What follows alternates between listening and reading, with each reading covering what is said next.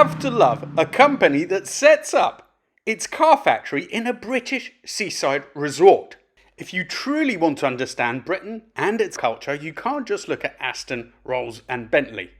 You have to understand TVR. Hello everybody, welcome to number 27. I'm Jack and today you are really in for a treat. I am here with this TVR Chimaera 500. So this has the big boy 5 litre 340 horsepower engine. But further to that, there are some really interesting things about this car and TVR in general that I am going to be talking about today. So first of all, a couple of highlights. This has an engine dating back to the 1960s. It's an American Buick engine. The body, part of the body was styled by a dog, I kid you not. The interior has some absolutely wonderful, very quirky things. And it has a reputation for really wild handling. We're going to look at all those things in more detail, but before then, I want to talk to you a little bit about TVR itself, because this is a company which is as British as Rolls Royce, as Bentley, as Aston, but from the completely different scale of the spectrum. Thank you to Bidding Classics for sponsoring today's video. Check out this online auction for classic cars with no buyer's fees. Let's start with TVR, the name. It doesn't sound quite as classy as Bentley or Rolls Royce or Aston Martin, but it's innocuous until you realise the origins of the name TVR. It comes from the name Trevor, which currently probably isn't one of the most fashionable names, but one of the original founder, Trevor Wilkinson, originally made a company called Trev Cars, which sounds pretty terrible. Luckily, they then shortened it to TVR, which is acceptable, but the origin starts to tell you a little bit about this company. Then let's move on to location. So it's not Crewe, it's not Birmingham, it's not somewhere which is famed for its car building history. These cars, the TVR factory, was located, of all places, in Blackpool. Now, if you're British, you already know about Blackpool. For everybody else, let me tell you a little bit about this place. It embodies a lot of the decay that has happened to the British seaside resorts. It's always been a hugely successful, it was one of the most famous places that the Brits went on holiday to until the point where European holidays started to become cheap and accessible.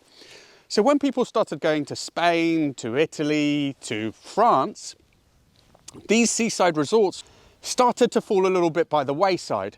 And in a way, the story of Blackpool kind of mirrors, unfortunately, what happened with TVR, because this company is now defunct. Blackpool, I'm hoping that will not happen to. But if you can see from these pictures, it actually has a beautiful beach. And in some ways, it looks like quite an attractive place. But if you look behind that, you can see the kind of condition, the state that it's got to today. Now, I know that they are trying to rebrand and redevelop it, and I hope they do that. But I think it's quite fitting and quite interesting to see that this company was based in such an unlikely place. So I said TVR was defunct. That's really not entirely true. TVR is actually alive again, but they haven't produced a new car yet, so let's just leave it at that. Next, I want to talk to you about the element that I mentioned, i.e. a dog's influence on this car's design. Now, I think it's a really pretty car. A lot of people prefer the Griffith that came just before and shares pretty much all of the architecture with this. But personally, I think this is a little bit better balanced. Anyway, it does split opinion, but one of the funniest things is Peter Wheeler, who ran the company at the time and was a real character. Well, when they had a buck for this and they were working on the way it looked, he had a pet dog called Ned. At one point, Ned was so unruly, he managed to get hold of the buck, and he took a swipe at the bottom, and you can just see here, basically 2 teeth marks. Now, being TVR, they didn't just smooth it over and redo it. They thought, well, that looks pretty good. We can shove an indicator in there. So literally, the front corner of the car was styled by Peter Wheeler's dog. It doesn't get any more British than that. So I think you're beginning to get a feel about how just idiosyncratic these cars are. This one in particular has some really interesting quirks. First of all, how do you get in? Can you see a Can you see a lock anywhere? No. The earlier cars had a lock on the side of the body itself. That was to save money because putting it in the door is more expensive. These later cars have a little switch just under the mirror. So that's the first thing. The second thing I want to talk to you about is this. This is a convertible, and yet it's a Targa. How on earth does that work? Well, that brings me through to the second oddity. You need to get into the boot quite often for the panel and for the filler. But to get into the boot, you have to open the door, you have to turn the key, you have to press a button right under the dash. Then you come in, and ordinarily you would get the panel from there. I'm going to get Victor, the owner, to just hand it to me so I can show you how it works. Okay, so you have a carbon fibre panel, but you also have this part which is more conventional convertible. So a really bizarre setup, but one that is quite easy to use. So you place the Targa panel like this, and then you bring No. Look, you see, there is a gap, so that won't work. So you need to. You need to make sure it's firmly in. Okay. Then you bring it back here, and then straighten the little rods at the bottom. And just do one. So, quite neat, really. Right, we're going to take it out in a sec, but before then, let me talk you through some of the idiosyncrasies of the interior. Now, I think as you can see, I think it's a pretty nice interior. Some of the instruments are showing a little bit of mist, which is clearing now, but that quite often happens with convertibles. Everything's covered in leather. The shapes are quite interesting. Then you start to look and you see, hold on, what is that? This is literally a way of opening the doors. If you want to lower the windows, the switches are here, completely hidden. Then you have the heater controls here, and it's a double lever, which quite difficult to turn the top one without touching the bottom lever. I think the top is to direct the heat of the vents at the top. Is that right, Victor? The opposite. The opposite. So the top one is to do the vents at the bottom. No. Top one is temperature. Top one is temperature, and the bottom. And then it's direction of where you. And the bottom one is the direction of where you want that. The mirror adjustment is buried deep in the side of the door. You also have your cigarette lighter in the side of the door. So just some really quirky stuff. And one last thing, the lights for the instruments. You think, well, they'll go on and off with the lights, won't they? Well, apparently they don't. So there's actually another switch under here next to the very oddly located switch that opens the boot. If you press that, then it will get the lighting on. Press it, it will go off. So if you don't know this kind of stuff, you would be lost when you first drive a TVR.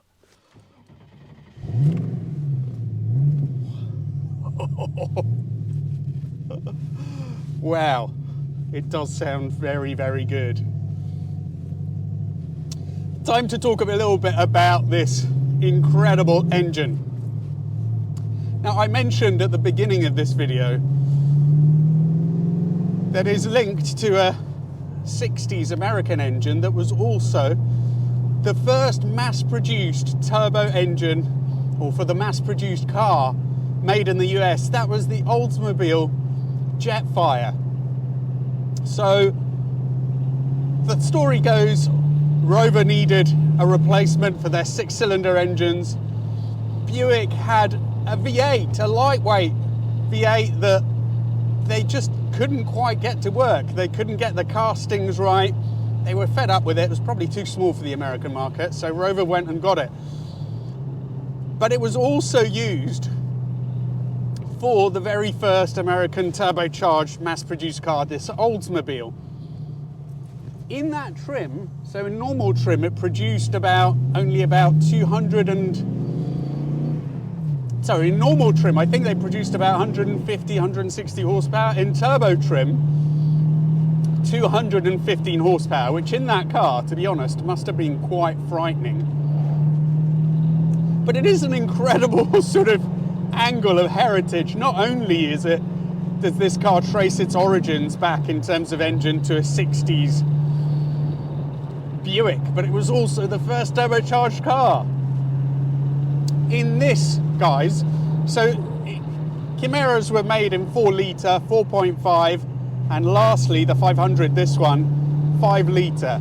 So they go from, I think, 240 horsepower. May have got that slightly wrong. To this, the range topper, 340, which in a car which weighs little more than a few crisp packets is probably pretty much sufficient. The throttle control to the engine just works perfectly because you've got that mountainous torque that builds up. You also have quite a firm sort of pedal, so the spring in there is quite strong. So it does feel like you have to use some strength to unleash the power.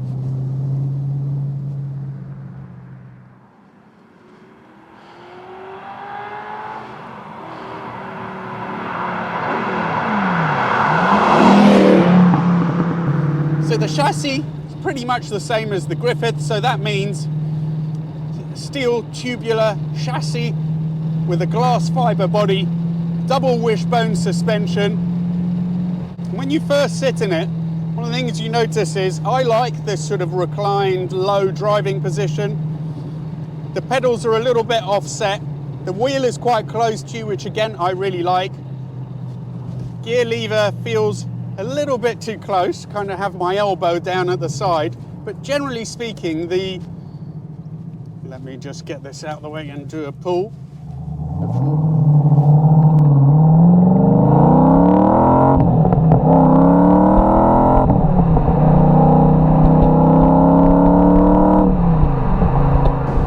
Well, it's rapid, but I'm sure I'm not shocking you with that.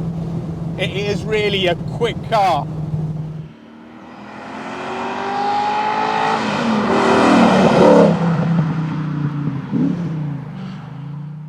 It's got go, it's got torque, it's very linear. It sounds absolutely gorgeous. Doesn't need to be revved, doesn't particularly like to be revved.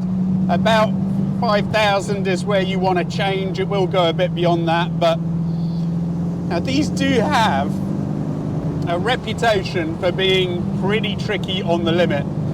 When I went out before with Victor, who owns this car, he was telling me just get it in the lower gears.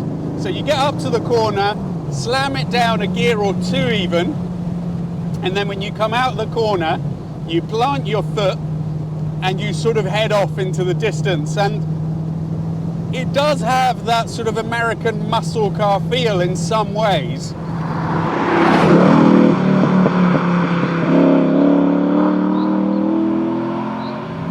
The steering is really lovely and sweet. It's got feel. It's not quick. But what's surprising is just how refined this TVR is in terms of the chassis itself. At lower speeds it feels fine, but as soon as you speed up a little bit, get above sort of 40 miles an hour, the suspension really starts working well. Feels really well damped. It rides more like a sort of a Merc-SL than you would ever think. At the same time, it has a little bit more adjustability. Although I am always conscious when you're throwing it into the corner, although it does turn, it feels like the front sometimes would like to push wide. I don't know. I haven't got to drive this car very much today, so I can't do an in-depth review of the handling at the limit. At normal speeds, it's really, really nice. There's no scuttle shape to speak of that I can feel. Getting to these tight bends, the gearbox is lovely. Snick, snick, snick. Short travel, very positive. You slam it into second, then keep it consistent, and then on the straight, just bang out of there. And each time you put it into a new gear, it just lurches forward again. Back into the corner, slow down, keep a little bit of throttle on.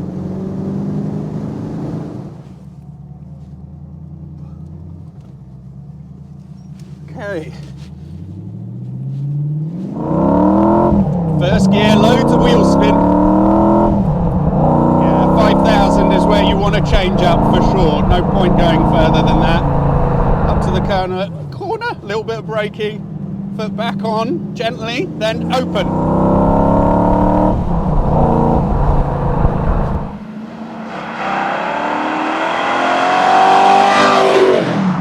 So this is my first TVR that I've driven. I am absolutely not disappointed. Lovely. This left-hander here is tricky. Always throws the back end out, so gentle. Then open it. I mean, it'll pull pretty hard from 3,000 onwards. Pulls nicely from 2,000, to be honest. And the way it handles this road, this would actually make a pretty good tourer. So I'm also surprised because it doesn't really feel like a badly built car, considering the reputation that these have for being almost pseudo kit cars. It feels really solid. It's there's no scuttle shake. All the control surfaces, the touches, the wheel, everything all feels solid. You don't get any shaking of the wheel even though it's a convertible. Handles the road super well. Incredible car. I would be really quite curious to try and drive the smaller engined variants and see what they're like. I have heard that they're a little bit better balanced, and I'm wondering the slight front end push, it's not really front end push, but that slight front end feeling, I'm wondering if the other cars maybe have that slightly less. But all the same, it's not unpleasant. I'm not really criticising. I'm just saying it feels like if you're going to push it a bit further, I don't know how it would react.